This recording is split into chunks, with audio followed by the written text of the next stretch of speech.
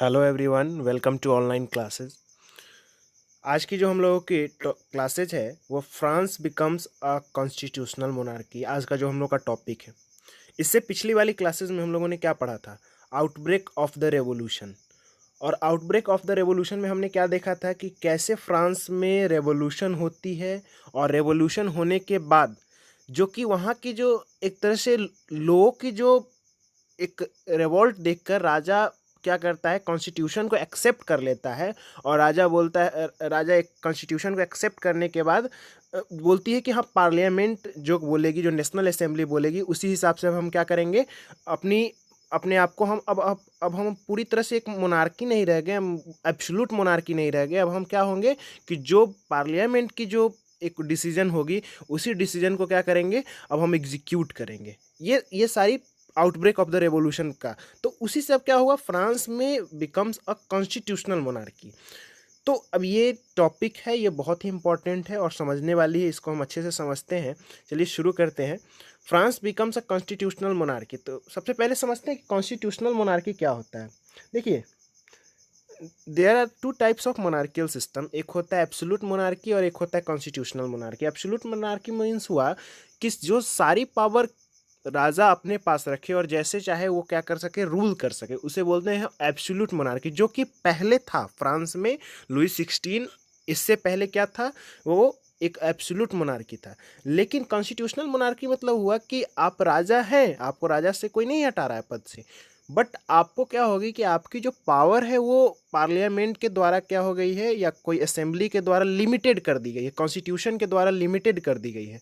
और आपको पार्लियामेंट के हिसाब से जो आपको वर्क दिया गया है, जो डिसीजन ली गई है, उसी के हिसाब से अब आपको क्या करनी है, वर्क करनी है। तो ये होती है कॉन्स्टिट्यूशनल मोनार्की। जो ऐसे आज आप देख सकते हैं ब्रिटेन में है, ब्रिटेन में भी राजा रानी है, लेकिन वहाँ की पार्लियामेंट जो चाहती है, पार्लियामेंट की जो डिसीजन होती है, उसी को क्या करना होता है, राजा को डिक्लेरेशन साइन करना होता है कि हाँ, ये वर्क होना चाहिए। तो ये होती है कॉन्स्टिट्यूशनल मोनार्की। तो देखिए, national assembly completed draft of constitution in 1791। मतलब इन्होंने अपना जो कॉन्स्टिट्यूशन था उसे 1791 में ड्राफ्ट बना लिया था और limited the power of monarch. और इससे क्या हो गया था, पूरी तरह से जो मोनार्क की जो पावर पहले होती थी, असीमित पावर होती, उसमें पावर पर बोल सकते हैं कि कोई एब्सोल्यूट पावर होती थी, तो उस पर अब क्या कर दिया गया, लिमिटेड कर दिया गया पावर, मोनार्क के पावर को लिमिटेड कर दिया गया। और उसमें एक फ्रेमवर्क रखी गई। फ्रेमवर्क क्या रखी गई कि जो कॉन्स्टिट्यूशन बना उसकी फ्रेमवर्क यही थी, सेपरेशन ऑफ पावर। अभी देखिए, सेपरेशन ऑफ पावर ये फ्रेमवर्क थी कि हाँ, पावर को सेपरेट किया जाएगा, ये सिस्टम चलेगा। तो देखिए, आप लोग का एक क्वेश्चन भी आप लोगों को मैं दे रहा हूँ, एक होमवर्क। सेपरेशन ऑफ पावर का आइडिया किस फिलोसफर्स ने दिया है और किस बुक में दिया है? बहुत इंपॉर्टेंट है। आप लोगों का यही क्वेश्चन है कि जो सेपरेशन ऑफ पावर का जो आइडिया किस फिलोसफर्स ने किस बुक में दिया है, ये आप लोग को आंसर देना है, ठीक है। तो सेपरेशन ऑफ पावर, अब सेपरेशन ऑफ पावर को कैसे है, तो जुडिशियरी, एग्जीक्यूटिव और लेजिस्लेचर, तीन पार्ट में डिवाइड कर दिया गया। जुडिशियरी एक सेक्शन हो गया, एग्जीक्यूटिव एक सेक्शन हो गया, और लेजिस्लेचर, क्योंकि इससे क्या हो, अच्छे से रूल हो कंट्री में। पहले सब कुछ कौन देखता था, राजा देखता था, किंग देखता था, सब कुछ किंग के हिसाब से होता। लेकिन अब क्या हो गया कि तीन अलग अलग सेक्शन को डिवाइड करके कंट्री को अलग अलग, बोल सकते हैं कि जो नेशनल असेंबली ने क्या किया, वहाँ की अलग अलग तीन सेक्शन को डिवाइड करके, और तीनों में अलग अलग वोटिंग सिस्टम के द्वारा क्या हो गया, उसमें जो लोग जाएंगे, और इससे क्या होगा, ये अपने हिसाब से डिसीजन लेंगे और बाद में इसे राजा क्या करेंगे, अप्रूवल देंगे। तो इस तरह के सिस्टम है। तो इसको हम समझेंगे, इसको अच्छे से समझते हैं। लेकिन इससे पहले एक चीज़ है, एक्टिव मेंबर और पैसिव मेंबर, दो चीज़ यहाँ पे दिया हुआ है। ये क्या होता है? एक्टिव मेंबर बोलते हैं, एक्टिव सिटीजन्स और पैसिव सिटीजन्स। तो समझिएगा कि जैसे ही फ्रांस में कॉन्स्टिट्यूशन बनी, तो लोगों को वहाँ के बेसिकली मेन को वोटिंग राइट्स दिए गए, वोटिंग राइट्स मिल गए। और वोटिंग राइट्स मिल गए जो कि पहले सभी को नहीं थे, ठीक है, सभी को वोटिंग राइट्स नहीं थे। और वोटिंग राइट्स यहाँ पर इक्वली वोटिंग राइट्स दिया गया, और वोटिंग राइट्स केवल मेन को दिया गया, वीमेन को नहीं दिया गया, मेन को वोटिंग राइट्स दिए गए। और लेकिन इसमें भी कुछ कंडीशंस थी। क्या कंडीशंस थी? तो वो सारे, इसमें एक छोटा सा पहले फ्रेमवर्क समझ लीजिए कि वो सारे लोग जो वोटिंग देने के लिए एलिजिबल थे उसे एक्टिव सिटीजन्स बोला गया, और जो वोटिंग नहीं कर सकते थे उसे पैसिव सिटीजन्स बोला गया।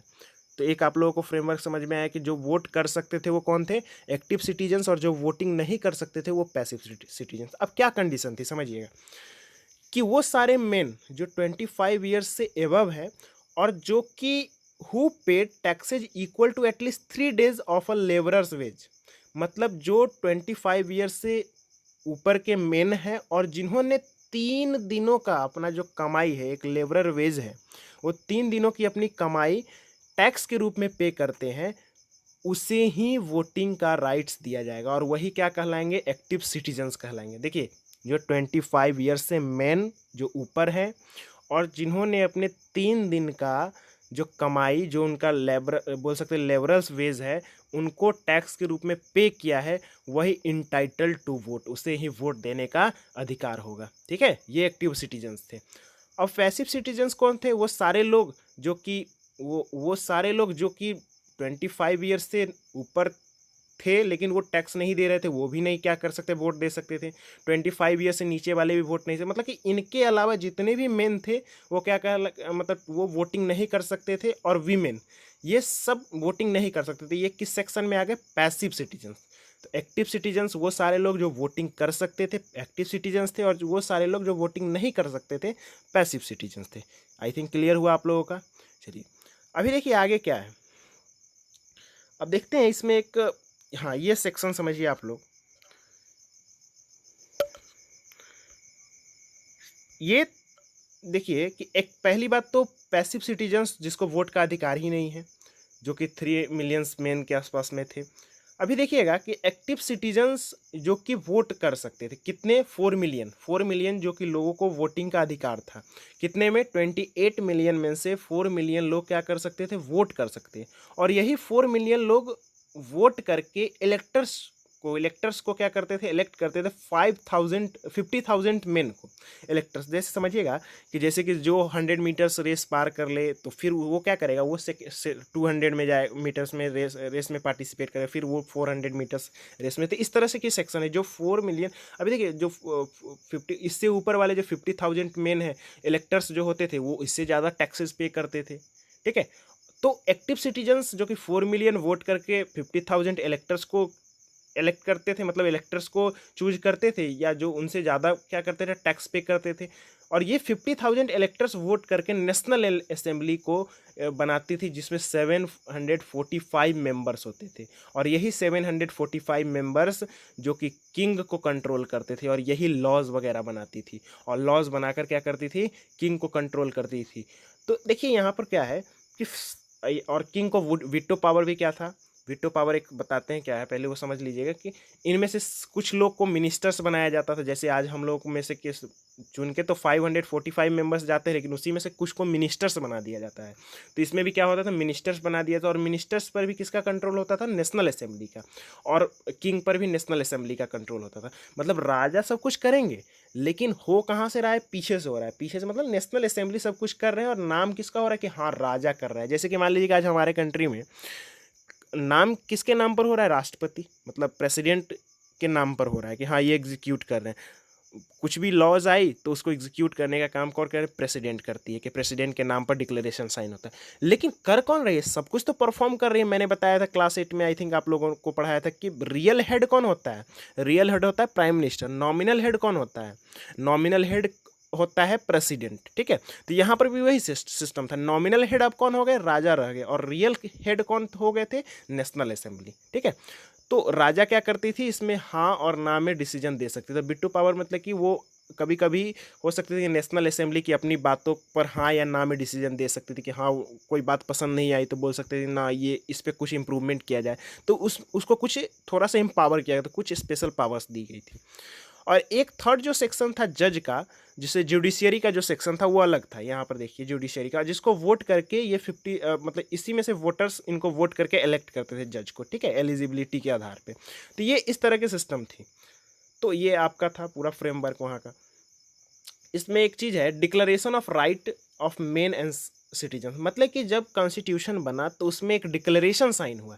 डिक्लेरेशन साइन मतलब हुआ कि कुछ आपको अधिकार दिए जाएंगे, कुछ राइट्स दिए जाएंगे, किनको, मेन और सिटीजन्स को, वीमेन को नहीं। फिर से मैं repeat, I repeat, main and citizens को, मतलब वहाँ के मेन और सिटीजन, वीमेन को नहीं। तो declaration of rights of main and citizens को दिया जाएगा, जो कि कुछ राइट्स जैसे कि वही राइट्स, इक्वलिटी का राइट्स दिया जाएगा, फ्रीडम ऑफ स्पीच दिया जाएगा, लिबर्टी दिया जाएगा, इन सारी राइट्स से क्या किया जाएगा, इनको दिया जाएगा। और नेचुरल एंड इनलिनिएबल राइट्स होंगे। अब ये नेचुरल एंड इनलिनिएबल राइट्स क्या होते हैं, तो जैसे देखिए बताते हैं आपको। जैसे कि हमारे इंडिया में कोई, जैसे हम कोई बर्थ लिया, मतलब कोई कोई किसी ने जन्म लिया, मतलब आपने जन्म लिया, तो आपको किसी व्यक्ति को जन्म के साथ ही क्या हो गया है कि राइट टू लिव का मतलब जीने का अधिकार है, सभी को जीने का अधिकार है। और उस सबको क्या किया गया, जीने का अधिकार है, वो उससे वो अधिकार कोई छीन नहीं सकता है। सभी को राइट टू लिव, जीने का अधिकार है, और उससे क्या हो सकता है, वो नेचुरल है, बिल्कुल नेचुरल है कि हाँ सबको जीने का अधिकार है। और इनलिनिएबल राइट्स है, मतलब कोई उसे छीन नहीं सकता।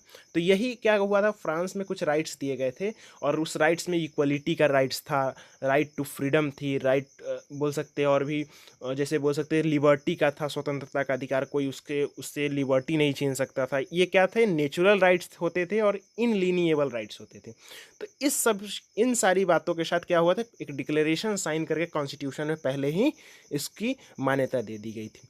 ठीक है, तो ये सारा आपको पूरा हुआ था। तो अब देखिएगा कि यहाँ पर अभी तक तो हमने क्या देखा कि कॉन्स्टिट्यूशनल मोनार्की बन गया है, बहुत अच्छी बात है। लेकिन अभी देखेंगे कि आगे ऐसा कुछ होगा कि अब कॉन्स्टिट्यूशनल मोनार्की भी नहीं रहेंगे, राजा को अबॉलिश कर दिया जाएगा, मोनार्की को ख़त्म कर दिया जाएगा।